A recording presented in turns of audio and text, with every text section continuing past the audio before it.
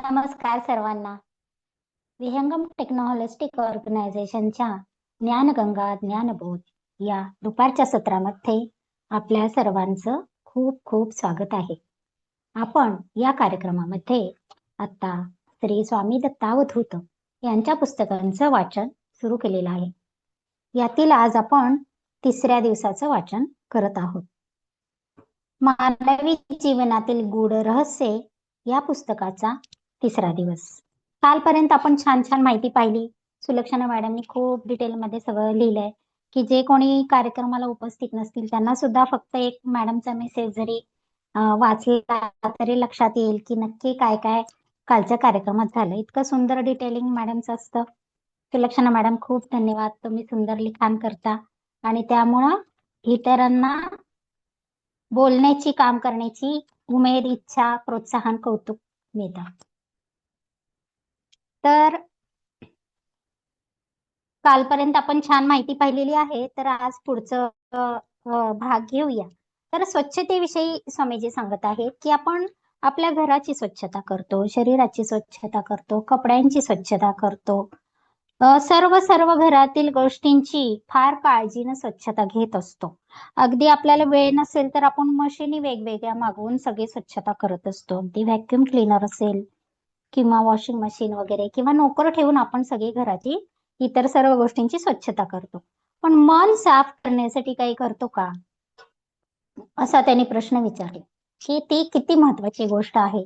आणि मग हे मन साफ करण्यासाठी कोण कोण काय काय करतं आणि काय केलं पाहिजे, का करत नाही आणि का करणं आवश्यक आहे, याविषयी स्वामीजी पुढे सांगतात की आपले मन साफ राहावे यासाठी काय केले पाहिजे. याचा मानवाने कधी विचार केला आहे का?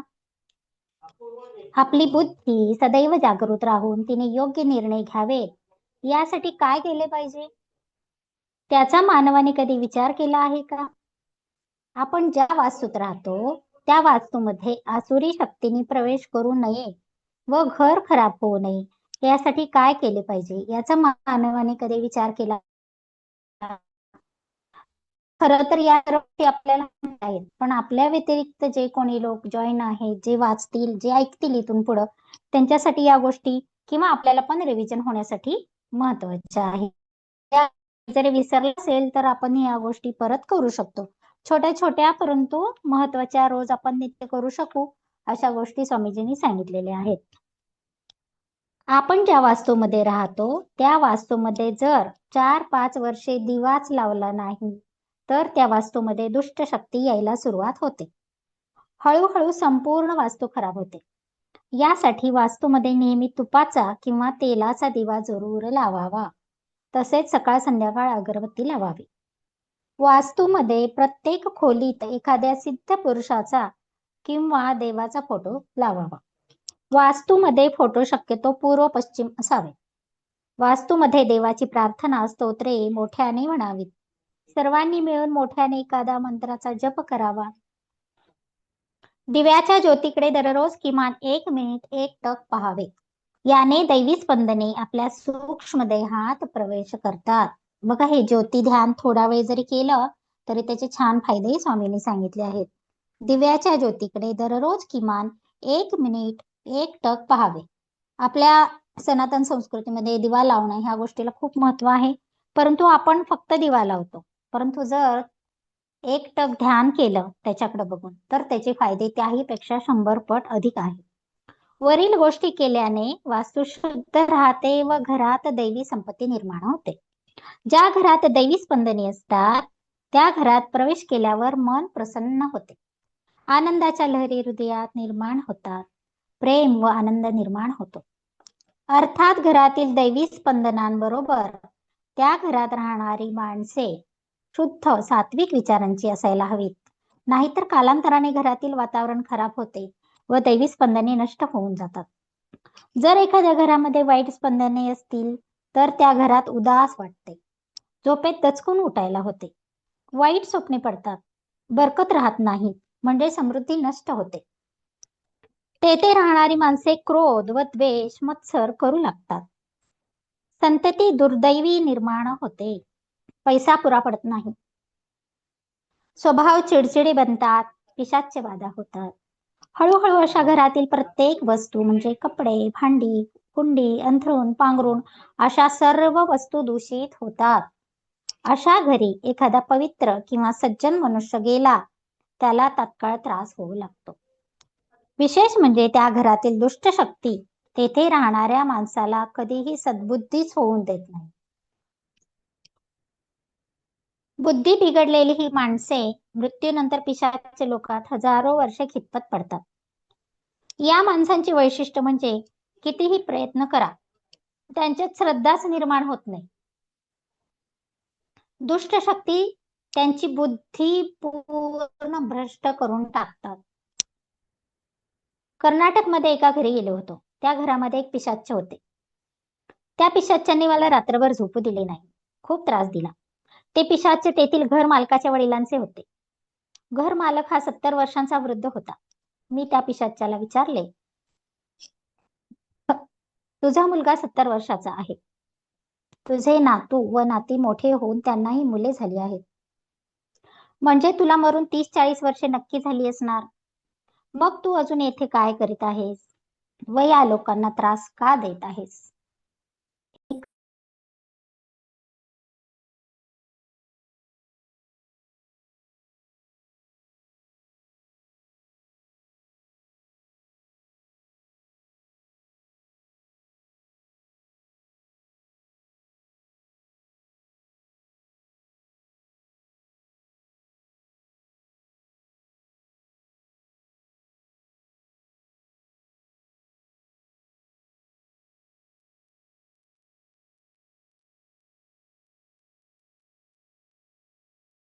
मग तू अजून येथे काय करीत आहेस व या लोकांना त्रास का देत आहेस? यावर पिशाच्च म्हणाले, हे लोक माझी आठवण काढीत नाहीत. माझा मान सन्मान ठेवीत नाहीत. मी त्यांना सतत छळत राहणार. माझा मुलगा जो 70 वर्षाचा म्हातारा आहे, तो मेल्यावर त्याचा आत्मा मी माझ्या कैदेत ठेवणार व त्याला खूप खूप छळणार. त्याच्या मुलांनाही छळणार. ते पिशाच्च काही ऐकण्याच्या मनस्थितीतच नव्हते. ते फक्त मी माझ्या मुलांना छळणार असे वारंवार मुलांना नातवंडांना छळणार अशी बडबड करीत होते. शेवटी मी त्याला सांगितले, तुला त्यांचे काय करायचे ते कर. मला जरा स्वस्थ शांत झोपू दे. सकाळी मी तुझ्या घरातील सर्वांना सुधारण्यासाठी जरा समजावून सांगेन. आणि हे बघ, इतरांना त्रास देऊन कोणी कधीही सुखी होत नसतो. व येथे तू तर तुझ्याच वंशातील लोकांना त्रास देत आहेस. यावर ते पिशाच्च म्हणाले, खरं आहे. मी गेली 50 वर्षे यांना त्रास दिला, पण माझा काहीच फायदा झाला नाही. उलट गेले 2 तास तुमच्या सहवासात राहिल्यावर मलाही जरा मनःशांती वाटत आहे. माझ्यातील क्रोध व अहंकारामुळे मी तुम्हाला त्रास दिला, याबद्दल मी तुमची क्षमा मागतो. असे म्हणून ते पिशाच्च तेथून निघून गेले. पिशाच्चांचा प्रभाव रात्री 12 ते 3 पर्यंत खूप जोरदार असतो. आमचे संभाषण संपले तेव्हा जवळजवळ 3:30 पावणे 4 वाजले होते व नीट झोप लागेपर्यंत जवळजवळ 4-4:30 झाले. साहजिक सकाळी उठेपर्यंत 10 वाजले. रात्री सुरुवातीला त्या पिशाच्याची बरीच लढाई झाल्याने अंग ठणकत होते व सूज आली होती. माझ्या चेहऱ्यात झालेला बदल तेथील सर्वांच्या लक्षात आला. ते म्हणाले, स्वामीजी, तुमच्या अंगाला सूज आली आहे. मी त्या 70 वर्षाच्या घर मालकाला व त्याच्या मुलांना रात्री घडलेली हकीकत सांगितली. तेव्हा त्या 70 वर्षाच्या म्हाताऱ्याचे डोळे रागाने लाल झाले. त्याला खूप चीड आली व तो आपल्या मृत बापाला शिव्या देऊ लागला. जिवंत असताना पण आम्हाला छळले व मेल्यावरही छळतो आहे वगैरे असे बोलून त्याने आपला राग व्यक्त केला. हा 70 वर्षाचा मुलगा म्हणजे आपल्या वृद्ध बापाचाच अवतार आहे असे मला वाटू लागले. थोड्या वेळात तो शांत झाला व म्हणाला, माफ करा, मला राग अगदी अनावर झाला होता, पण काय करू, आमचा बाप खूप क्रूर होता. त्याने अनेक पापे केली. आम्ही दोघे भाऊ बहीण नाही. त्यांच्या छळाला व क्रूरतेला आमची आई बळी पडली. तिला तो दिवसातून 2 वेळा तरी मारायचा. तेव्हा आम्ही 8-10 वर्षांचे होतो. आम्हालाही तो सारखा मारीत राहायचा. आमचा बाप किती क्रूर होता याचे एक उदाहरण सांगतो. एकदा त्याने रागाच्या भरात माझ्या धाकट्या भावाची करंगळीच तोडून टाकली. त्याच्या क्रूरतेमुळे आई वारली व वर्षभरात आम्ही घरातून चक्क पळून गेलो. शहरात मोलमजुरी करून पोट भरले. परमेश्वराने खूप सहकार्य केले व आम्ही श्रीमंत व्यापारी झालो. घर सोडले तेव्हा आम्ही 15-16 वर्षाचा होतो. भाऊ 2 वर्षांनी माझ्याहून लहान बापाच्या कैदेतून सुटतात 4 वर्षात आम्ही समृद्ध झालो. खाऊन पिऊन सुखी झालो. आम्ही कधीही आमच्या बापाचे तोंड पाहिले नाही. आम्हाला नंतर कळले की अनेक रोग होऊन आमचा बाप तडफडत मेला. आमच्या बापाच्या क्रूरतेची कहाणी मी तुम्हाला थोडक्यात सांगितली.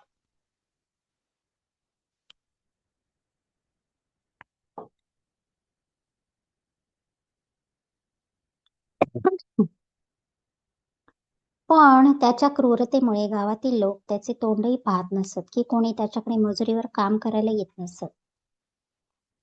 म्हणून त्याच्या मृत्यूनंतरही तो आमचा छळ करतोय हे कळल्यावर मला खूप चीड आली.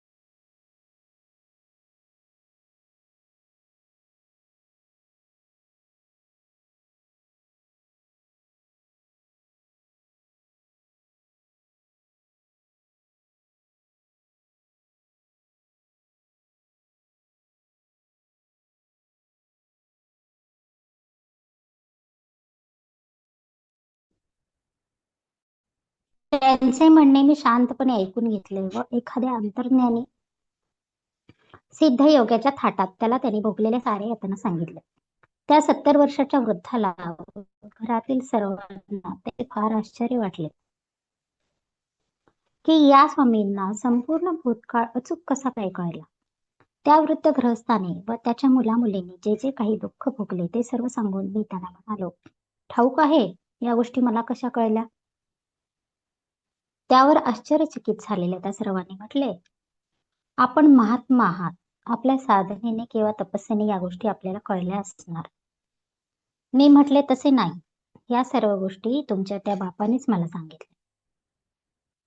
तो प्रत्येक घटनेचे वर्णन करून म्हणाला, येथे मी अमुक केले व त्याला असा तोंड कशी पडलो. असे सांगून त्यांना 2-4 प्रसंग सांगितले.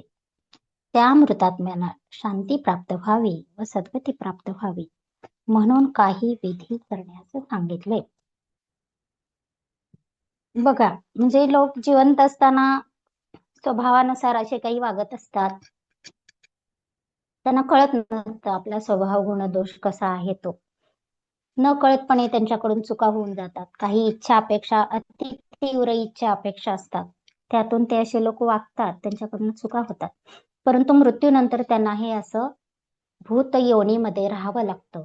आणि भूत योनी ही अतिशय क्रूर योनी आहे आणि त्यांना समजत नसतं की आपण भूत योनीत आहोत आणि सूक्ष्म देह त्यांचा न दिसणारा देह असल्यामुळे ते त्यांच्या नातेवाईकांना जे त्यांचे असतात त्यांना ते त्रास देत असतात. तर त्या लोकांना शांती प्राप्त व्हावी, सद्गती प्राप्ती व्हावी म्हणून हे त्यांच्या नातेवाईकांनी हे विधी करावेच लागतात. त्यांचे जे वंशज आहेत त्यांना हे विधी करावेच लागतात, तरच ह्या गोष्टी शांत होतात. त्याशिवाय ते लोक शांत होत नाहीत, असं स्वामीजींना इथं सांगायचं आहे. जर तुम्ही परीकथा वाचल्या असतील किंवा हातीमताई सिनेमा पाहिला असेल तर दोन्ही गोष्टी तुमच्या लक्षात येतील. पऱ्या हवेत उडतात. जर त्यांना एखाद्या मानवाने वासनेने प्रेरित होऊन स्पर्श केला तर त्या पाषाण प्रतिमा बनतात. पायापासून वर वर त्या जड होत जातात. त्यातील रूपकाचा भाग जर काढून टाकला तर या कथेमागील खरे तत्व लक्षात येईल. पऱ्यांचे अस्तित्व आहे हे अगदी खरे आहे, परंतु त्यांना पंखाची मुळीच गरज नाही. त्या चतुर्थ मितीतले असल्याने त्यांच्यावर पृथ्वीच्या गुरुत्वाकर्षणाचा काहीही प्रभाव पडत नाही. म्हणजे 4 डायमेन्शन मधल्या आहेत त्या पऱ्या, त्यामुळे त्यांना गुरुत्वाकर्षणाचा नियमच लागू पडत नाही. त्यामुळे त्यांना पंखांची सुद्धा काही आवश्यकता नाही. त्या हवेतून कुठेही जाऊ शकतात. परंतु या पऱ्या म्हणजे अर्धदेवता असल्याने थोड्या चंचल असतात व त्या फॅशन प्रिय सुद्धा असतात. त्यामुळे आपल्याला पंख असावेत असे त्यांना वाटताच आकाशीय तत्वाचे पंख निर्माण होतात. कुठून निर्माण झाले हे पंख? आकाश तत्वातून. म्हणजे त्यांना इच्छा झाली आपल्याला पंख असावेत आणि त्यांना लगेच पंख निर्माण झाले. बघा, आकाश तत्वापर्यंत आपण पोहोचू ज्या ज्या वेळी आपण आता सर्व तत्व शिकतोय शिवसर्वोदय भाग 4 मध्ये प्राण शिकलो, तसंच ह्या तत्व शिकत आहोत. मग हे तत्व ज्यावेळेला आपण अवलंबू पूर्णपणे त्यावेळेला सुद्धा आपल्या या ऊर्जा आणि या इच्छा पूर्ण होणार आहेत. पाऱ्याचा उपयोग कसा करावा याचे ज्ञान जर संशोधकाला झाले तर मनुष्य गुरुत्वाकर्षण शक्तीवर विजय प्राप्त करू शकेल. सुमारे 100 वर्षापूर्वी हिमालयात असे योगी राहत की त्यांच्याजवळ एक काठी असे. या काठीत संस्कार केलेला पारा भरत ही काठी हातात घेऊन ते हवेतून उडत जात. परंतु सध्या असे लोक आढळतच नाहीत व जे आहेत ते गुप्त आहेत. त्यांच्या इच्छेशिवाय त्यांच्यापर्यंत कोणीही पोहोचू शकत नाही. सांगण्याचा मुद्दा असा की पर्या, यक्ष, यक्षिणी, अप्सरा, अर्धदेवता, देवता इत्यादी सर्वांचे अस्तित्व, आकाशगमन करण्याची क्षमता ज्यांचे जवळ असते व योग्य साधना केली तर त्यांचे दर्शनी होते व त्यांचे आशीर्वादही प्राप्त करता येतात. बघा, तेच आता मी सांगितलं की या सर्वांचं अस्तित्व आहे, परंतु ज्यांच्याजवळ आकाशगमन करण्याची क्षमता आहे ही कधी निर्माण होते? आकाशगमन करण्याची क्षमता योग्य साधना केली तर. त्यासाठी नियमित साधना, योग्य साधना ही आपल्या गुरूंच्या मार्गदर्शनाखाली, योग्य व्यक्तीच्या मार्गदर्शनाखाली होणं फार गरजेचं आहे. आणि अशी ही योग्य साधना केली तर अशा या पर्या, यक्ष, यक्षिणी, अप्सरा, देवता यांचं दर्शन पण होतं. आपण सुद्धा आकाशगमन करू शकतो आणि या सर्वांचे आशीर्वाद सुद्धा मिळतात. तर दुसरा मुद्दा, एखाद्या परीला मानव स्पर्श झाला तर ती पाषाणाची होते. हे बगदादच्या परीकथेत अशी कितीतरी वर्णने आहेत. याचा अर्थ काय? ती का पाषाणाची होते परी? पवित्र मनुष्य जेव्हा अपवित्र जागेत जातो किंवा अपवित्र माणसाचा त्याला स्पर्श होतो तेव्हा दगडासारखे जडत्व त्याला प्राप्त होते. बघा, हे तत्व आहे तिथं. म्हणजे आपण फक्त कथा ऐकतो, वरवरच्या कथा ऐकतो आणि ते एक कथा म्हणून सोडून देतो किंवा एक जादू वाटते, ती तात्पुरती करमणूक वाटते. ते तसं नाहीये. तर त्याच्या पाठीमागं फार महान तत्व आहेत. तर काय तत्व आहे ते? पवित्र मनुष्य जेव्हा अपवित्र जागेत जातो किंवा अपवित्र माणसाचा त्याला स्पर्श होतो तेव्हा दगडासारखे जडत्व त्याला प्राप्त होते. म्हणजे त्यानं जे पावित्र्य मिळवलेलं असतं, जी पवित्रता मिळवलेली असते, जी काही हायर ऊर्जा मिळवलेली असते, ती अपवित्र व्यक्तीमुळं, जागेमुळं ती आपण लोअर ऊर्जेमध्ये जातो. म्हणूनच आपल्याला मॅडम सांगतात की कोणत्याही ठिकाणी जाण्यापूर्वी फार विचार करा.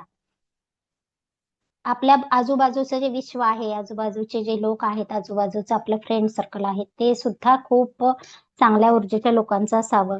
नको तिथं अनावश्यक वेळ घालवू नका, नको त्या ग्रुपमध्ये सुद्धा जोडू नका, असं मॅडमनी सांगितलंय. फार कमी लोकांमध्ये राहा, कारण आपण जे एवढी साधना करतो, ध्यानधारणा करतो, तपस्या करतो, ऊर्जा वाढवण्यासाठी सतत प्रयत्नशील असतो आणि केवळ आपल्याला हे माहित नसतं बऱ्याच जणांना. आपण कसं कुठेही कधी केव्हाही फिरतो, पण त्याचं हे असं आहे की आपण जर पवित्र असो किंवा आपल्याला पवित्रता वाढवत जातोय आपण सतत, तर अपवित्र माणसांच्या संपर्कात न येणं, असं स्वामींना इथं सांगायचं आहे. हे जडत्व जाण्यासाठी व पुन्हा हलकेपणा प्राप्त होण्यासाठी त्याला खूप साधना करावी लागते. म्हणजे बघा, आपण एवढी केलेली साधना वाया जाते ना, त्यासाठी काही काळजी घेतली पाहिजे. पायातून दुष्ट शक्ती मस्तकाकडे प्रवाहित होतात व पायापासून शरीर जड होऊ लागते. एखाद्या स्प्रिंग मधून विजेचा प्रवाह कसा जातो त्याप्रमाणे जाणवते. नंतर पाय, पोटऱ्या दुखू लागतात, पाय जड होतात. इकडे दुर्लक्ष झाले व योग्य वेळीच उपाययोजना केली नाही तर पूर्ण देह हा पाषाणाप्रमाणे जडवत होतो. परमेश्वराची आराधना करणाऱ्या साधकाला सर्व बाजूनी जपावे लागते. ईश्वरी शक्ती ब्रह्मरंध्रातून प्रवेश करते. त्यामुळे प्रथम ब्रह्मरंध्र शुद्ध होते. तेथून ती खाली खाली उतरत पायापर्यंत जाते व पायातून बाहेर पडत राहते. यासाठी हिंदू धर्मात सिद्धपुरुषांच्या पायाला महत्व आहे. पण का नमस्कार करतो पायांना सिद्धपुरुषांच्या? किंवा अनेक ज्या पादुका आहेत, ज्या ज्या ठिकाणी समाधी घेतलेली स्थानं आहेत त्या ठिकाणी पादुका आहेत, तर हे पायाचं महत्व यासाठी हिंदू धर्मामध्ये आहे. सिद्धपुरुषांच्या, सद्गुरूच्या, देवाच्या पायांची पूजा केली जाते, कारण ब्रह्मरंध्रातून ती शक्ती पायांमध्ये येऊन थांबत असते. या उलट काय होतं, वाईट शक्ती पायातून आत शिरतात, त्यामुळे पाय प्रथम दूषित होतात व हळूहळू सर्व शरीर दूषित होते. याबाबत पुढील अनुभव पहा. एका भक्ताचे माझ्यावर खूप प्रेम होते. तो मला नेहमी त्याच्या घरी बोलवायचा, पण मी त्याच्या घरी पाऊल टाकताच माझी परिस्थिती अधांतरी टांगल्यासारखी व्हायची. माझ्या सूक्ष्म देहाचा मानेपासूनचा भाग म्हणजे मान आणि डोके वर सरकायचे. परिणामी सूक्ष्म देहाचे पाय जमिनीपासून 1 फुटावर असायचे. सूक्ष्म देहाचे असं त्यांनी सांगितलं. अर्थात स्थूल देहाचे पाय जमिनीवर राहायचे, पण मला मात्र ते जमिनीवरच आहेत असे वाटायचे नाही. याशिवाय भक्ताला त्याच्या पत्नी मुलांना घरात आगीचे लोळ दिसायचे. जवळजवळ 5 वर्ष उपाय केल्यावर घर चांगले शुद्ध झाले. या या घरात मी पाऊल टाकणेही कठीण होत होते. त्याच घरात मी आरामात राहू लागलो. काही काही स्थानांमध्ये एका विशिष्ट कोपऱ्यातच दुष्टशक्ती असतात, बाकी सर्व जागा व्यवस्थित असते. एका तथाकथित योगिनीचे नाव बरेच दिवस ऐकून होतो. भारतात अशा प्रकारच्या लोकांना तोटाच नाही. एकदा एका स्त्रीने मला सांगितले, मी योगा टीचर आहे असे म्हणून तिने पुराव्यादाखल योगा टीचरचे सर्टिफिकेट व योगावर लिहिलेला प्रबंध दाखवला. परंतु तिला हे कधीही कळले नाही की तिने तो प्रबंध दुसऱ्याकडून लिहून घेतला होता व तिला योग विषयावरचे काडीचेही ज्ञान नाही हे मला चांगले ठाऊक होते. तिच्या अपेक्षेप्रमाणे मी तिचे भरपूर कौतुक केले व योगातले मला फार काही कळत नाही असे सांगितले. हे अगदी खरे आहे की मला योगातले काही कळत नाही, परंतु हेही तितकेच खरे आहे की परमेश्वराची अपार कृपा असून मी त्याच्या हातातील एक बाहुली आहे. तो रोज नवीन काहीतरी शिकवत असतो. जर त्या योगा टीचरला 13 वर्षानंतर एकदा मी सहज विचारले, जरा पद्मासनात बसशील का? तेव्हा ती म्हणाली, मला कुठं पद्मासन येतंय. पण तू योगा टीचरचा कोर्स 13 वर्षापूर्वी केलास व त्यावेळी तो जो भेटेल त्याला आपण सध्या योगा करीत आहोत म्हणून सांगत होतीस. त्यावर तिने उत्तर न देता मान खाली घातली. असो, तर मी या तथाकथित योगिनीला भेटायला गेलो. अध्यात्म आणि योग या विषयावर तिला फारशी गती नव्हती. ती एक साधी स्त्री होती. वृद्धावस्थेमुळे तिला जपजाप्य करणे जमत नव्हते. रात्री तेथे झोपलं तेव्हा मला जाणवले त्या जागेत खूप वाईट स्पंदने आहेत. मला खूप त्रास होऊ लागला. कशीबशी ती रात्र काढली व दुसऱ्या दिवशी झोपायची जागा बदलली. झोपायची जागा बदलल्यावर काहीच त्रास झाला नाही. फक्त एका कोपऱ्यातच वाईट स्पंदनांचा प्रभाव होता. भारतात काही साधक असे आहेत की भूत पिशाचांची साधना करणे व भूतांना आपल्या मुठीत ठेवणे, त्या भूतांच्या मदतीने लोकांची कामे करणे हेच त्यांच्या जीवनाचे ध्येय त्यांनी ठरवलेले असते. अशा लोकांना तांत्रिक म्हणतात. स्वतःहून व जाणून बुजून स्वेच्छेने त्यांनी हा मार्ग स्वीकारलेला असतो.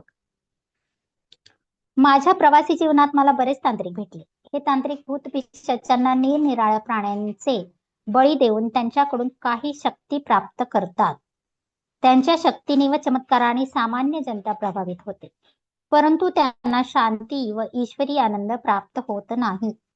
वृद्धावस्थेमध्ये मन दुर्बल झाले की साधनेने एकेकाळी वश केलेली भूते मग तांत्रिकाच्या मानगुटीवर बसतात व त्यांना यातनामय मृत्यू प्राप्त होतो. मृत्यूनंतरही त्यांचे अनंत काळ हाल होत राहतात. म्हणून चुकूनही कधी तंत्र मार्गाने जाऊ नये. या पुस्तकातील अक्षर न अक्षर जरी सत्य असले तरी शक्यतो नावांचे उल्लेख टाळले आहेत, कारण कुणाच्याही मनाला दुखवले जाऊ नये. तंत्र मार्गाला तामस मार्ग असे म्हणतात. या मार्गाने थोडीशी साधना केली की खूप शक्ती प्राप्त होते. असे खूप लोक मी पाहिले आहेत की त्यांनी फक्त 40 दिवस साधना करून शक्ती प्राप्त केलेली आहे. अदृश्य सृष्टीमध्ये असंख्य भूते तडफडत असतात. त्यांना रक्त पिण्याची इच्छा सतत होत असते. अशी भूते तांत्रिक साधकांना तात्काळ वश होतात. दर अमावस्येला एका कोंबडीचा बळी द्यायचा या करारावर काम करण्यास कबूल होतात. याशिवाय या करारात आणखी बऱ्याच अटी भुते घालतात, त्या सर्व कबूल कराव्या लागतात. फक्त 40 दिवस साधना करा व सिद्धी मिळवा, अशा प्रकारे जाहिरातबाजी करणाऱ्या लोकांची संख्या भारतात काही कमी नाही. केवळ अशा जाहिरातबाजीवर जगणारे व तंत्रमंत्रावर थापेबाजी करून जगणारे लोक आहेत. भारतात अशा प्रकारचा बाजार भरलेला आहे. अनेक देशी परदेशी लोक त्यांच्या नादी लागतात, परंतु प्रेम, शांती व आनंद प्राप्त करण्याचा मार्ग अत्यंत भिन्न असून तो स्वतःच शोधावा लागतो. यासाठी कोणतंही तंत्र चालत नाही. पुढील प्रकरणामध्ये मला भेटलेल्या काही तांत्रिकांविषयी चर्चा करू. अर्थात सर्व तांत्रिकांची माहिती या एका पुस्तकात घेणे शक्य नाही. भारतीय गूढविद्या या माझ्या दुसऱ्या पुस्तकात मी याविषयी बरेच लिहिले आहे. ते पुस्तक आहे आपल्याकडे, आपण ते घेणार आहोत हे झालं की. तर हे जे सांगितलंय वरती, तांत्रिक लोक कसे तयार होतात, फक्त 40 दिवस तपस्या करून तंत्रमंत्र करून 40 दिवसात ते मिळवतात शक्ती, परंतु या शक्ती लवकर नष्ट होतात. म्हणून आपल्याला मॅडम कायम जागृत करत असतात. इतर ते ग्रुपवरती जे काही चाललेलं असतं, तर ते लोक एवढे का पटकन प्रसिद्ध होतात, त्यांना कशा काय एवढ्या शक्ती निर्माण झाल्या? कारण आपले जुने जे ऋषीमुनी आहेत, त्यांना अनेक वर्ष साधना करून त्यांना ह्या सर्व विद्या मिळाल्या, आणि आत्ताचे ही लोक मात्र थोड्याशा काही ज्ञानानं एवढी प्रचंड विद्या कशी काय मिळू शकतात, त्याचे परिणाम कसे होतात, तर त्याच्या मागं अशी ही कारणं असू शकतात. त्यामुळं आपण कोणत्या लोकांकडे जायचं हा प्रत्येक साधकानं विचार करून केलं पाहिजे. कुठल्या ग्रुपकडे जायचं, कोणत्या मार्गाने जायचं, हे प्रत्येकानं विचार करून ठरवलं पाहिजे.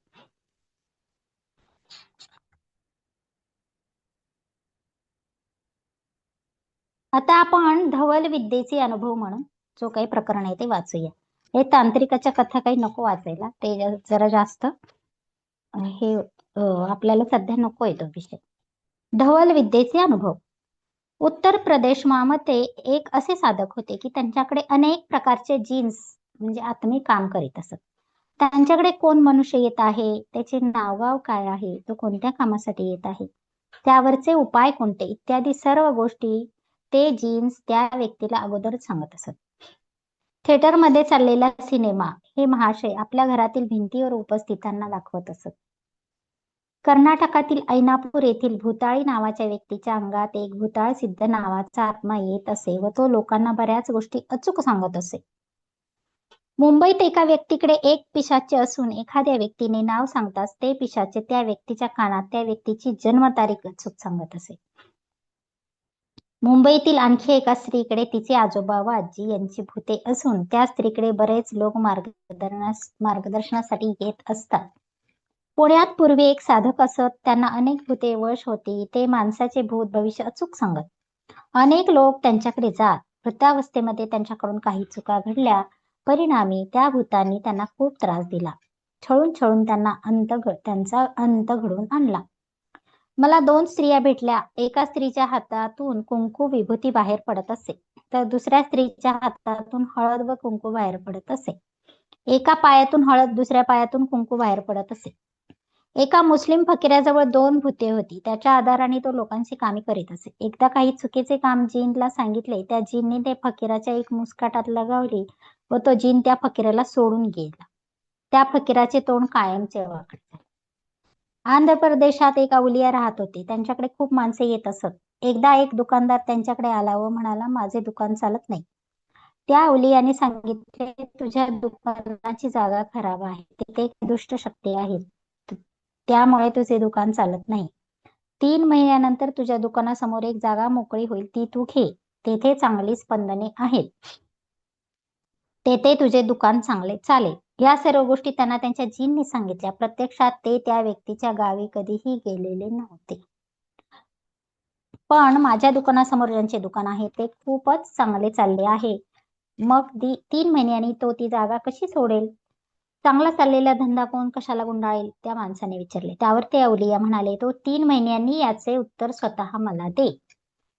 आणि आश्चर्याची गोष्ट म्हणजे 3 महिन्याच्या आत त्या समोरच्या दुकानदाराचा धंदा बसला व त्याने ती जागा सोडून दिली. ती जागा त्या व्यक्तीला भाड्याने मिळाली व धंदा चांगला चालू लागला. त्यानंतर परत तो अवलियाला जाऊन भेटला व त्याने त्याला स्पष्ट विचारले, मला जागा मिळावी म्हणून तुम्ही तुमच्याकडील जीन्स मार्फत त्या दुकानदाराला सतावून ती जागा सोडण्यास भाग पाडले, खरे ना? यावर त्या अवलियाने शांतपणे सांगितले. त्या माणसाचे पुण्य संपले होते व त्याचा धंदा 3 महिन्यात बसणार हे मला जीनने सांगितले. त्यामुळे मी तुला ती जागा घेण्यास सांगितले. ही खरी गोष्ट आहे की पुण्य संपल्यावर धंदे बसतात, लक्ष्मी निघून जाते, दारिद्र्य येते. हिंदू धर्माप्रमाणे एखाद्या घरामध्ये 70 ते 75 वर्षे जास्तीत जास्त लक्ष्मी राहते.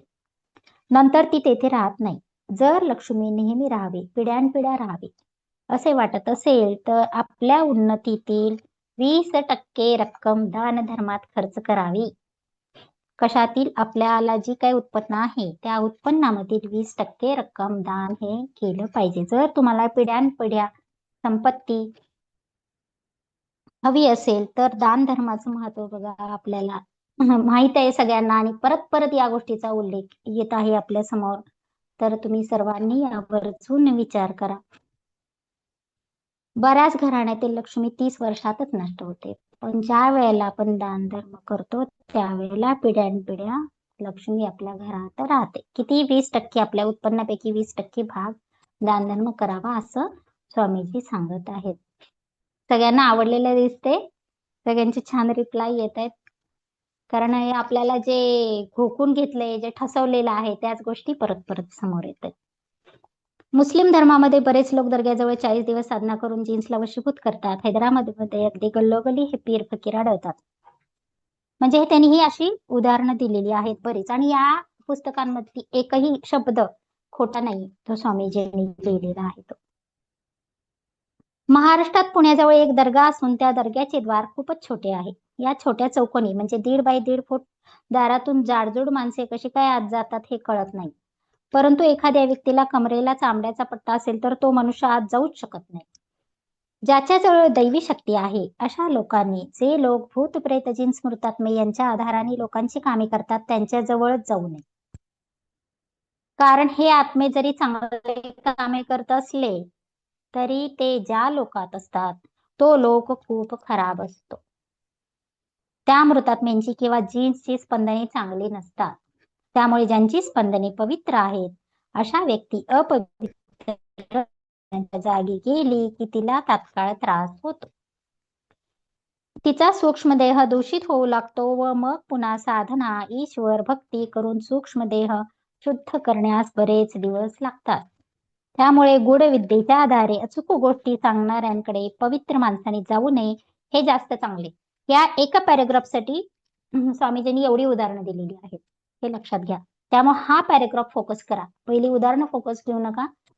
काय ह्या गोष्टींकडे जायचं नाहीये का? तर आपल्या या गोष्टी चांगल्या ज्या गोष्टी आहेत गूढ विद्येच्या आधारे अचूक गोष्टी सांगणाऱ्यांकडे पवित्र माणसाने जाऊ नये. पावित्र्य हे फक्त ईश्वराची भक्ती केल्यानंच येते.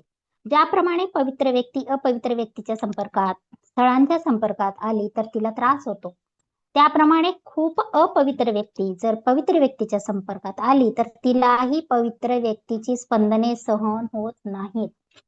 इतकेच नव्हे तर अपवित्र व्यक्ती जर पवित्र स्थळात गेली तरी तिला त्रास होतो. मी अरण्यात साधना करीत होतो, तेथे मला भेटण्यासाठी एक गृहस्थ व त्यांचा मुलगा आला. ते काही दिवस राहणार होते. त्या मुलाच्या मागे मला दुष्ट शक्ती दिसत होती. म्हणून मी त्या मुलाला म्हटले, हे बघ, समोरच्या जंगलात मुळीच जाऊ नकोस, तसेच झाडावर किंवा कुठेही उंच जागी उडी मारू नको. त्या मुलाने सर्व हो म्हटले. दुसऱ्या दिवशी तो मुलगा मी ज्या परिसरात जाऊ नको सांगितले तेथे गेला. त्याच्या हातात कुऱ्हाड होती. अचानक त्याला कोणीतरी ढकलल्यासारखे झाले व तो खाली पडला. कुऱ्हाड मांडीवर पडली. शेवटी मला धावपळ करावी लागली. हॉस्पिटल येथून 40 किलोमीटर अंतरावर होते व त्यातील 13 किलोमीटर प्रवास चालत करावा लागणार होता. शेवटी धावपळ करून माणसे गोळा केली व मुलाला हॉस्पिटलमध्ये दाखल केला. त्याच्या मांडीला 14 टाके पडले. 1 महिन्याने तो ठीक झाला. 1 वर्षाने परत तोच मुलगा आला. मी त्याला परत त्याच सूचना दिल्या. या खेपेला त्याने सर्व सूचना काळजीपूर्वक पाळण्याचे वचन दिले. 2 दिवसानंतर तो तेथील पाण्याच्या टाकीवर चढला. वर चढताच त्याला कोणीतरी खाली ढकलले व तो पाण्यात पडला. सुदैवाने पोहता येत असल्याने त्याला काहीही झाले नाही. एकदा एक मुलगी मुंबईहून आली. तिला म्हटले, इतर कुठेही फिरलीस तर चालेल, पण धुनीच्या झोपडीत जाऊ नको. तिला असे सांगण्याचे कारण तिच्या मागे खूप दुष्ट शक्ती होत्या व धुनीच्या झोपडीमध्ये खूप दैवी शक्ती होत्या. ती जर त्या झोपडीत गेली असती तर दोन्ही शक्तीमध्ये वितुष्ट आले असते व तिला त्रास झाला असता. 2 दिवसानंतर तिला मी जे सांगितले त्याचा विसर पडला. ती त्या झोपडीत गेली, परंतु प्रवेशद्वारात आत जातानाच तिला खूप त्रास होऊ लागला. कोणीतरी आपले प्राण खेचत आहे असे वाटू लागले. कशीबशी ती बाहेर आली व बेशुद्ध पडली. तिच्यावर उपचार करून तिला शुद्धीवर आणली व म्हणालो, पुन्हा असे करू नको. जेथे खूप पवित्र शक्ती आहेत, तुझ्यातील अपवित्र शक्तींना ती पवित्र करण्याचा प्रयत्न करते, म्हणून तुला त्रास होतो. का त्रास झाला त्या मुलीला? तिच्यातील अपवित्र शक्तींना त्या इतर पवित्र शक्ती पवित्र करत होत्या, म्हणून त्या मुलीला त्रास होत होता. हे काम हळूहळू व्हायला हवं. ते जास्त पवित्र शक्तीमध्ये गेल्यामुळे ते लवकर झाले. कालांतराने तिचा सूक्ष्मदेह पूर्णपणे शुद्ध झाला व तिला कुठेही फिरण्याची परवानगी मिळाली.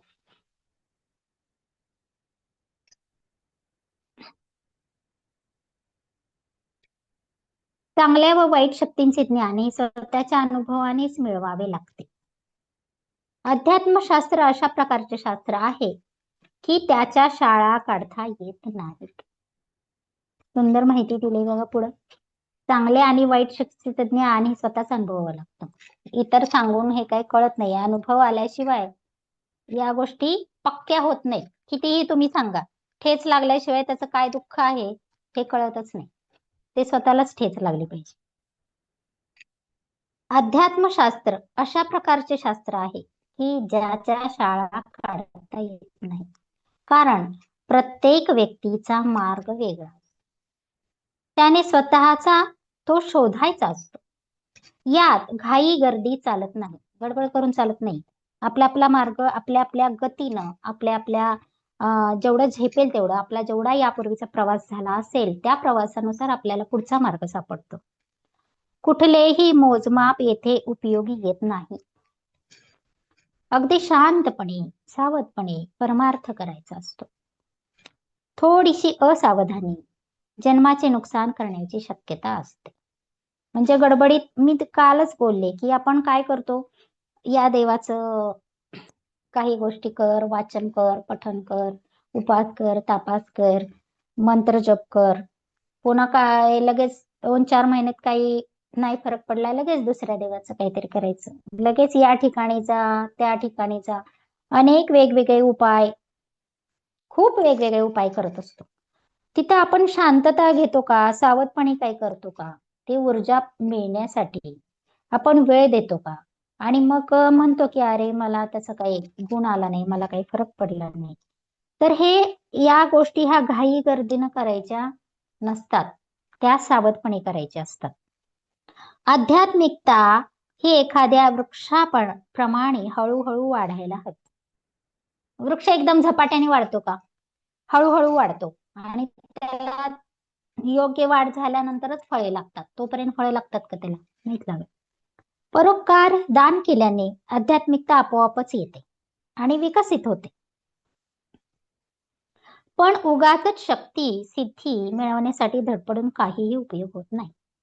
आता बघा, हे वाक्य आपल्याला अंतरीचा मागोवामध्ये पण पूर्ण पुस्तकभर हे वाक्य होतं की परोपकार आणि दान केल्याने आध्यात्मिकता आपोआपच येते आणि विकसित होते.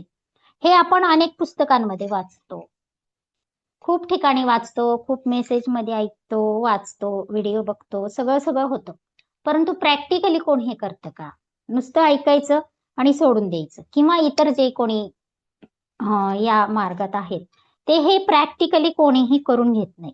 परंतु आपल्या ग्रुपमध्ये मात्र मला हे ठामपणे सांगेन मी की परोपकार आणि दानाचं ज्या गोष्टी आहेत त्या मॅडम आपल्या सर्व ग्रुपकडून वारंवार आठवण करून देत असतात. आणि तुम्ही परोपकार करा, दानधर्म करा, यासाठी वेळोवेळी आवर्जून सांगत असतात आणि करून पण घेतात.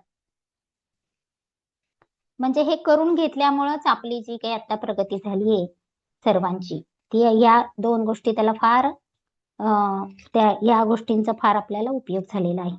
परोपकार म्हणजे आपण सर्व ग्रुपमध्ये एकमेकांसाठी काही नाही काहीतरी करत असतो. एकमेकांच्या भावना खूप एकमेकांप्रती पवित्र ठेवलेल्या आहेत. प्रत्येकाची प्रगती व्हावी यासाठी रोज आपण ध्यानाला येतो, पहाटे असेल, इतर कार्यक्रम अटेंड करतो. एकमेकांना त्यामुळे आपण पुश करत असतो. आणि त्यामुळं होतं काय की आपली प्रगती का होते, तर इथं स्पष्टपणे लिहिलंय स्वामीजींनी किंवा अंतरीचा मागोवा मध्ये पण आलं की आपण खूप, मी तर हे यापूर्वी पण ऐकत होते परंतु प्रॅक्टिकली आपण करत नव्हतो. तर सगळ्यांना मॅडम संधी देत असतात, सगळ्यांना देत असतात की तुम्ही छोटे छोटे परोपकार, छोटी छोटी कामं करा. इतरांसाठी करा, शेजारी करा, आपल्या घरातले सोडून इतर परोपकार हा इतर लोकांसाठी करायचा असतो. छोटी छोटी कामं करा. अगदी वृक्षारोपणापासून आपल्याला सर्व काही शिकवलेलं आहे. दान सुद्धा काही फार मोठं केलं पाहिजे असं नाही, पण दान देताना पण ते कोणत्या हाताने द्यायचं, कोणत्या नाडीवर द्यायचं, कोणता संकल्प करून द्यायचं, इतका बारकावा आपल्याला आपल्या ग्रुपमध्ये आपल्या मॅडमच्या माध्यमातून शिकायला मिळतो.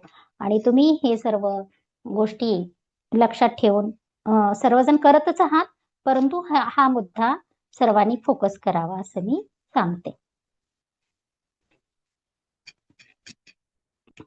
परोपकार दान केल्याने आध्यात्मिकता आपोआपच येते व विकसित होते. पण उगाचच शक्ती सिद्धी मिळवण्यासाठी धडपडून काहीही उपयोग होत नाही. यदा कदाचित बऱ्याच शक्ती व सिद्धी प्राप्त झाल्या तरीही मृत्यूनंतर अशा लोकांना उच्च गती प्राप्त होत नाही. याशिवाय परमेश्वर दर्शन होणे अथवा परमेश्वरापर्यंत जर पोहोचायचे असेल तर अशा शक्तींना सोडावेच लागते. शक्ती व सिद्धी सोडल्याशिवाय परमेश्वराच्या दरबारात प्रवेश प्राप्त होत नाही. व यदा कदाचित अशी साधना करताना अपयश आले तर वेळ सुद्धा लागते. म्हणजे अशा वेगळ्या साधना करायला लागलो तर त्या फार धोकादायक असतात. आणि हे शक्ती आणि सिद्धीमध्ये अडकायचं नाही असं आपल्याला मॅडमनी सांगितलेलं आहे. ते आपल्याला म्हणजे जे जे काही ध्यानी लोक आहेत त्यांना ज्या काही गोष्टी इंट्युशन येतात, ज्या त्यांच्या गोष्टी खूप चांगल्या होतात, काही काहींना भविष्य सुद्धा दिसायला लागलेलं होतं, परंतु या सिद्धीच्या मोहामध्ये, मायेमध्ये अडकून राहायचं नाही. तिथे जर अडकलो तर पुढची आपली प्रगती बिलकुल होत नाही. मृत्यू ओढवतो किंवा नखशिकांत तो पिशाची शक्तीने भरून जातो. महादरिद्री, दुर्दैव व भिकारी होतो. कुमारस्वामी नावाचा एक तमिळ साधू होता. त्याने स्मशानात बसून पिशाच्य साधना केली. 2-4 दिवसात तो अंतर्बाह्य पिशाच्य बनून गेला. आपण काय करतोय हेच त्याला कळत नसे. काही दिवसांनी त्याने स्मशानात जाळायला येणाऱ्या प्रेतांचे मांस खाण्यास सुरुवात केली, परंतु तो हे करतोय हे त्याला कळतच नव्हतं. त्याला लोक विचारित की तू इतका भुकेलेला का आहेस, आम्हाला सांग, आम्ही तुला खायला आणून देऊ, पण प्रेत मांस कशाला खातोस? आपण प्रेताचे मांस खाल्ले हेच त्याला आठवत नसे.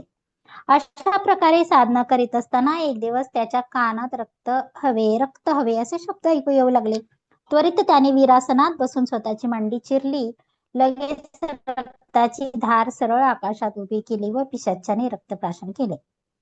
दुसऱ्या रात्री एक भयंकर जीन प्रकट झाला. किती धोकादायक प्रकार आहेत बघा हे, जे सिद्धी मिळवण्याच्या आणि शक्ती मिळवण्याच्या मागे जे वेडे झालेले लोक आहेत ते किती नंतर अडकून बसतात, आणि हे एकदा अडकलं ना की त्यातून बाहेर पडणं खूप आवश्यक आहे. म्हणून हे खरं आपल्या कानावरनं गरजेचं आहे की आपण त्या कधी स्वप्नातही त्या वाटेला आपण कधी जाणार नाही. दुसऱ्या रात्री एक भयंकर जीन प्रकट झाला. त्याला मुंडके नव्हते. त्याचे हे भयंकर रूप पाहून कुमारस्वामी इतक्या जोराने किंचाळला की त्याचे ते किंचाळणे की 1 किलोमीटर दूर ऐकू गेले व तेथेच तो बेशुद्ध पडला. नंतर त्याला एक सिद्धी प्राप्त झाली. या सिद्धीमुळे त्याला रोज 100 रुपये मिळत. हे 100 रुपये त्याने त्या दिवसात पूर्ण खर्च करायचे, शिल्लक ठेवायचे नाही. त्याप्रमाणे प्रत्येक व्यक्तीचे भूत भविष्य त्याला कळू लागले. कालांतराने काही चुकीमुळे त्याला मिळालेली सिद्धी नष्ट झाली. सर्व बाजूनी भूते त्रास देऊ लागली व हा भिकारी बनला. मागून सुद्धा त्याला भीक मिळेल. त्यामुळे अनेक दिवस उपाशी राहावे लागले. साधे राम नाम मुखात तेवढं पण त्याला नाम सुद्धा घेता येईल. सर्व बाजूनी दैन्यावस्था झाली. श्री शैल क्षेत्री तो मला भेटला. मला त्याची दया आली. मी त्याला सरळ आश्रमात आणून ठेवले. आता तो सुखी आहे. बघा, अशा या मोहामध्ये, अशा शक्तीमध्ये, अशा सिद्धीमध्ये अजिबात अडकू नये असं स्वामींना प्रकर्षानं सांगायचे, म्हणून ही त्यांनी उदाहरणं दिलेली आहेत.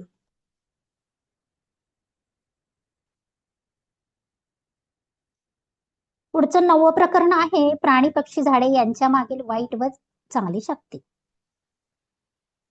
आतापर्यंत आपण मानवामागील चांगल्या व वाईट शक्तींविषयी माहिती घेतली. आता झाडे, प्राणी, पक्षी यांच्या मागील शक्तींविषयी माहिती घेऊया. गाय. हिंदू धर्मामध्ये लोक गायीला खूप पवित्र मानतात. गायीमध्ये खूप पवित्र स्पंदने आहेत. अपवित्र स्पंदने मुळीच नाहीत. यासाठी गायीची पूजा करतात. बैलामध्येही चांगली स्पंदने असतात. कुत्र्यामध्येही चांगली स्पंदने असतात. कुत्रा हा भैरवाचा प्रतिनिधी आहे. गाढवामध्ये वाईट स्पंदने असतात. मांजरामध्ये मिश्र स्पंदने असतात. शुभ्र मांजरामध्ये चांगली स्पंदने आढळतात, तर काळ्या मांजरामध्ये वाईट पैशाचिक स्पंदने आढळतात. पिशाच्य काळ्या मांजराच्या रूपात दिसते. शेळ्या तसेच मेंढ्यांमध्ये चांगली स्पंदने असतात. शेळ्या मेंढ्यांच्या सहवासात राहणारी व्यक्ती निरोगी असते. त्याच्या सहवासात राहणाऱ्या व्यक्तीला क्षयाचा विकार होत नाही. बघा, त्यामुळेच हे मेंढीचं शेळीचं जे काही आसन बनवतात मेंढीच्या ह्याच्यापासून बनवलेलं, ते साधनेसाठी वापरतात. का तर मेंढ्यांची स्पंदनं ही चांगली असतात. म्हैस व रेडा या प्राण्यांमध्ये दुष्ट स्पंदने असतात. तांत्रिक लोक दुष्ट शक्ती प्राप्त करण्यासाठी त्याचा वापर करतात. स्वप्नात म्हैस वा रेडा येणे हे खूप वाईट मानले जाते. त्यामुळे संकटे येतात असे हिंदू धर्मात मानले जाते. डुक्कर वाईट शक्तीचे प्रतिनिधित्व करतो. त्याच्यामध्ये खूप वाईट शक्ती असतात. पिशाच्चे डुकराच्या रूपात दिसतात किंवा वाटेत आडवी येतात. वानरामध्ये पिशाच्ची शक्ती दूर करण्याचे सामर्थ्य आहे असे म्हटले जाते. हरिणामध्ये पवित्र स्पंदने खूप असतात. त्याच्या चर्मावर बसून मंत्रजप केला असता ज्ञान प्राप्त होते. यासाठी भारतातील बरेच साधू हरिणाच्या चर्मावर बसून जप करतात. आध्यात्मिक प्रगतीसाठी हरिणचिन्हावर बसून जप करणे श्रेष्ठ मानले गेले आहे. हा सात्विक स्पंदनांचा प्राणी आहे. वाघामध्ये नवग्रहांकडून येणारी स्पंदने आपल्याला अनुकूल करण्याचे सामर्थ्य आहे. वाघ नखे धारण केली असता नवग्रहांची शांती होते असे मानले जाते. नैसर्गिकरित्या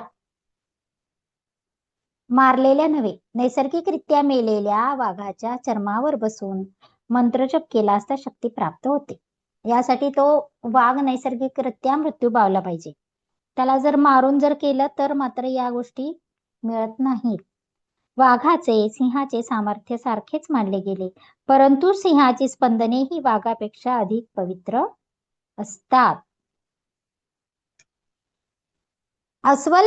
अस्वलामध्ये वाईट स्पंदने असतात. पिशाच्ची शक्ती त्याच्यातही आढळते, परंतु बर्फामध्ये राहणाऱ्या पांढऱ्या अस्वलांमध्ये चांगली स्पंदने असतात.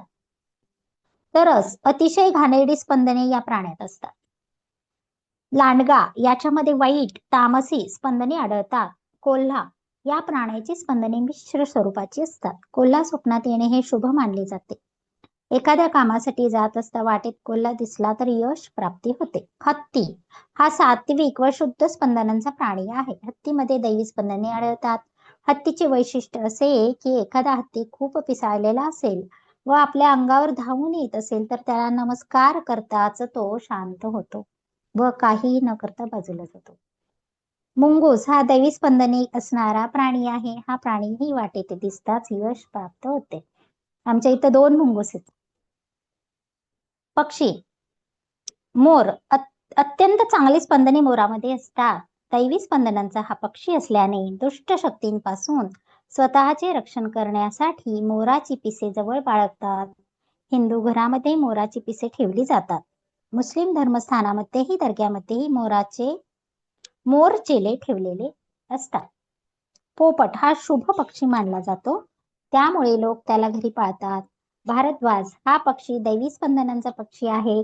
त्याचे दर्शन हे अत्यंत शुभप्रद मानले जाते. घरातून बाहेर पडताना व प्रवास करताना याचे दर्शन झाले असता प्रवास सुखरूप होतो व कामे तडीस जातात. आमच्या आंब्याच्या झाडावर भारद्वाज नेहमी येतो. गुरुवारी तर हमखास येतो. हंस हा पक्षीही दैवी पक्षी आहे. याच्याकडे दैवी स्पंदनी असून स्वप्नात याचे दर्शन होणे शुभ मानले जाते. गरुड याच्यामध्येही चांगली स्पंदने असतात. कबूतर याच्यामध्येही चांगली स्पंदने असतात. कावळा हा मिश्र स्पंदनाचा पक्षी आहे, तरी याच्यामध्ये प्रामुख्याने अशुभ स्पंदनेच जास्त असतात. हा पितरांचे प्रतिनिधित्व करतो. हा शनी ग्रहाचे वाहन आहे. शनी ग्रहाची स्पंदने प्रसूत करतो. याला खायला दिली असता शनीची पीडा होत नाही, असे हिंदू धर्मात सांगितले आहे. हा मृतात्म्याचे प्रतिनिधित्व करीत असल्याने त्याला खायला घातल्याने पितरांचीही तृप्ती होते असे म्हटले जाते. बाजूचा आवाज येतोय का काय?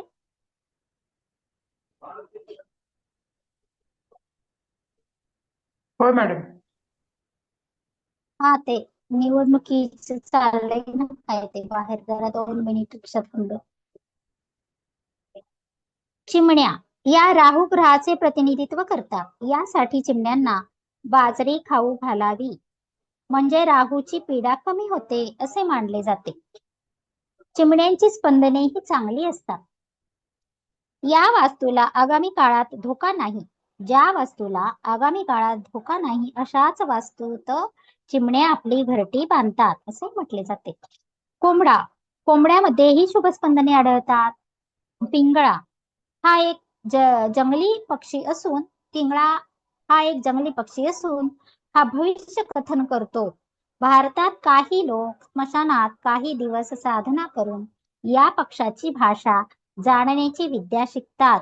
हा माणसाचे अचूक भूत भविष्य कथन करतो, परंतु हा पिशाच शक्ती स्पंदनांचा पक्षी आहे. कोण? पिंगळा पक्षी हा पिशाच स्पंदनांचा पक्षी आहे.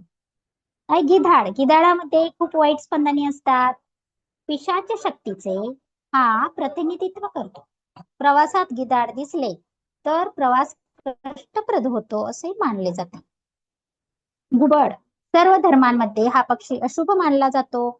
जंगली जाती जमातीतही हा अशुभ समजला जातो. या पक्षामध्ये खूप वाईट दुष्ट स्पंदने असतात. तांत्रिक सिद्धीसाठी तांत्रिक लोक किंवा ब्लॅक मॅजिक करणारे या पक्षाचा वापर करतात. पैशाचिक स्पंदने या पक्षात सर्वात जास्त असतात. घारीमध्ये शुभ स्पंदने असतात. आता वनस्पती बघूया आपण. औदुंबर ही वनस्पती. औदुंबर म्हणजे माहिती आहे सर्वांना. उंबर हा वृक्ष. या वृक्षात अत्यंत दैवी स्पंदने आढळतात. त्याची स्पंदने शांती प्रदान करतात. या वृक्षात शीतलता अधिक असते. सात्विक स्पंदनाच्या या वृक्षामध्ये दत्तात्रेयांची स्पंदने असल्याने हिंदू धर्मात याला पाणी घालणे वा त्याच्या जवळ दिवा लावणे हे शुभ मानले जाते. यामुळे साहजिकच त्या व्यक्तीला सात्विकता प्राप्त होते. नदीच्या किनारी असणाऱ्या औदुंबर वृक्षामध्ये खूप दैवी शक्ती असते. आंबा अत्यंत चांगली स्पंदने असणारा हा वृक्ष आहे. याच्यामध्ये दैवी स्पंदने आहे, म्हणून शुभ कार्यामध्ये त्याच्या पानांचा तोरण म्हणून उपयोग करतात. याच्यामध्ये देवीची स्पंदने असतात. बघा, आपल्या पिरॅमिडच्या भोवती सगळी आंब्याचीच बाग आहे. त्याच्यामध्ये काय आहे? देवीची स्पंदने आहेत आंब्यामध्ये. तुलसी अत्यंत सात्विक स्पंदनाचे हे झाड आहे. हिंदू घरांमध्ये त्याचे वृंदावन असतेच.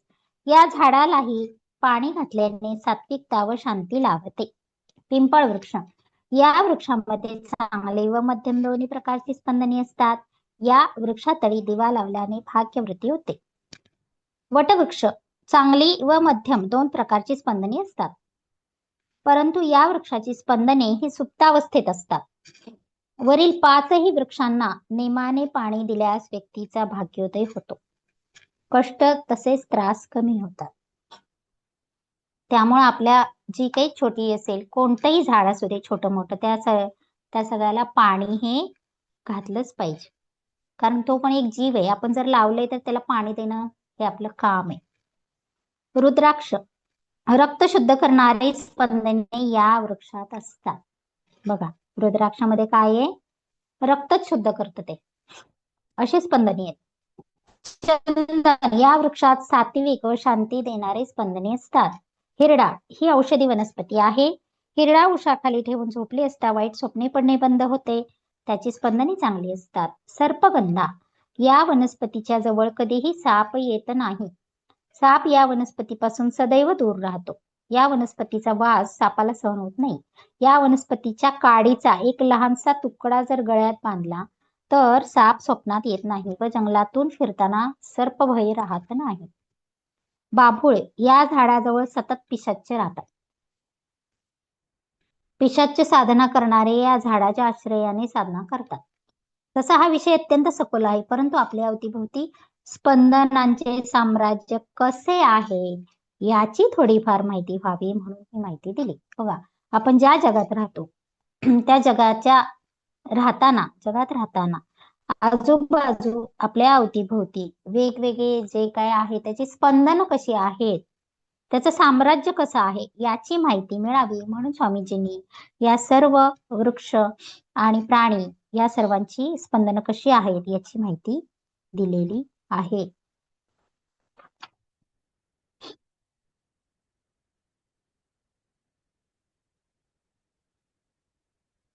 यानंतर 10वं प्रकरण आहे भारतातील गूढ स्थान.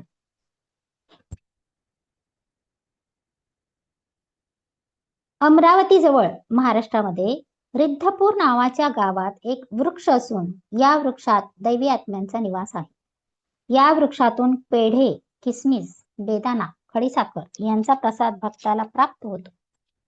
कधी कधी तर आपल्या प्रश्नाचे उत्तर देणारा कागद त्यातून बाहेर येतो. बापरे, कसले ही गूढ स्थान आहेत. अमरावती जवळ रिद्धपूर या ठिकाणी हा वृक्ष आहे. भद्राचलम म्हणजे आंध्र प्रदेश येथे जंगलात असा वृक्ष आहे की त्या वृक्षाच्या प्रत्येक पानावर हनुमान मूर्ती असते. हे एक आश्चर्य आहे. दुष्ट शक्तीपासून संरक्षण व्हावे म्हणून लोक ही पाने घरात फ्रेम करून लावतात. आफ्रिकेत असे वृक्ष आहेत की जे सजीव प्राण्यांना खातात. वृक्ष प्राण्यांना खातात. ही गोष्ट मी सुमारे 25-30 वर्षापूर्वी एका पुस्तकात वाचली होती. हे वृक्ष इतके भयंकर आहेत की त्याच्या क्षेत्रात सजीव प्राणी जाताच त्या झाडांच्या फांद्या वाकतात व त्या सजीव प्राण्याला पकडतात. नंतर ते झाड त्या प्राण्याला खाते.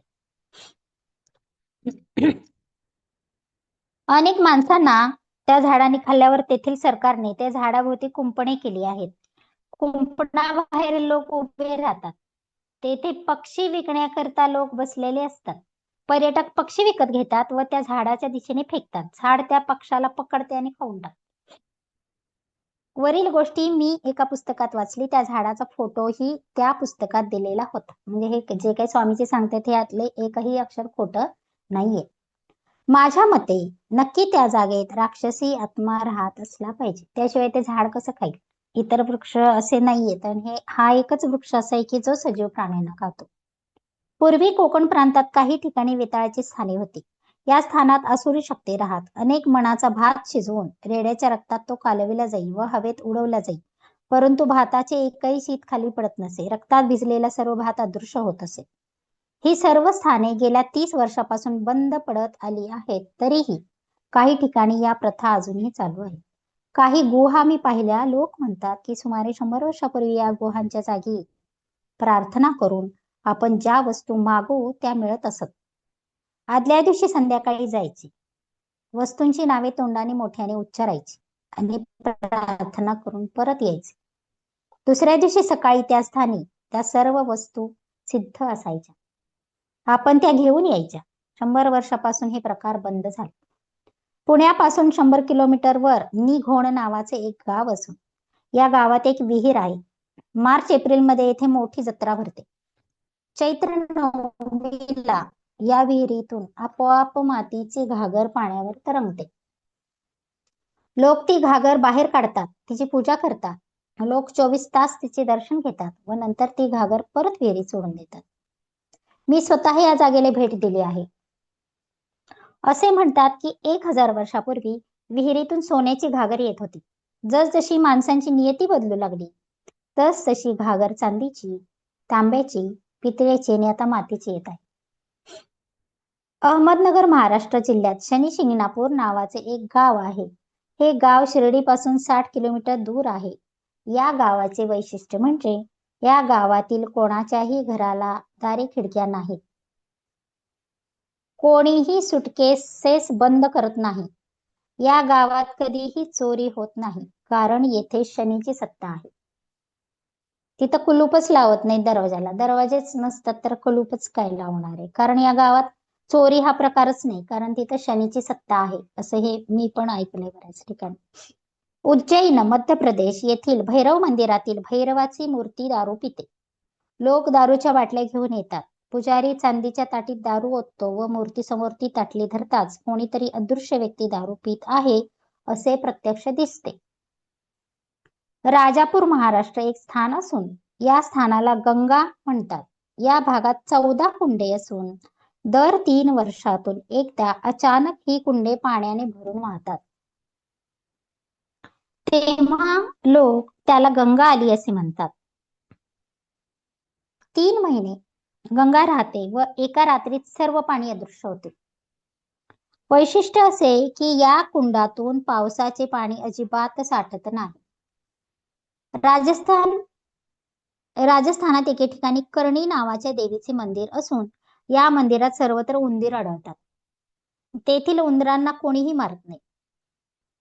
परमेश्वराच्या साम्राज्यातील मनुष्य, दगड, पशु, पक्षी, वृक्ष त्याच्या मागे चांगली, वाईट, मध्यम, दैवी स्पंदने व शक्ती कशा असतात याविषयी आतापर्यंत आपण माहिती घेतली.